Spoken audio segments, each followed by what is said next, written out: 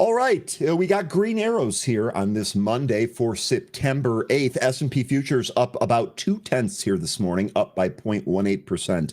Dow futures up 0.1%, and the Nasdaq leads the way higher, up at 0.3 here today. Some cues from last session here. Energy, financial, and industrial stocks recorded the biggest losses on Friday, as most sectors in the S&P 500 closed on a negative note. However, real estate and communication services bucked the overall market trend and closed the session higher.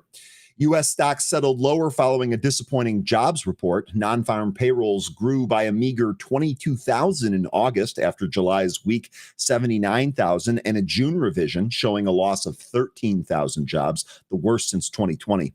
The 3-month hiring pace has collapsed to 29,000, locking in expectations for a Fed rate cut in September, October, and December.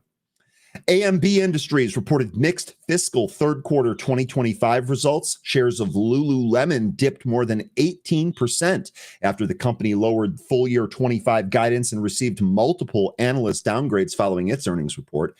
Shares of Guidewire Software, ticker GWRE, jumped 20% after the company reported fourth quarter results above analyst estimates. Treasury Secretary Scott Bessent warned of potential consequences if the Supreme Court rules against the administration, despite expressing confidence over the Trump administration's appeal to the higher court. Quote, we would have to give a refund on about half of the tariffs, end quote, a situation Bessent describes as, quote, terrible for the Treasury, end quote.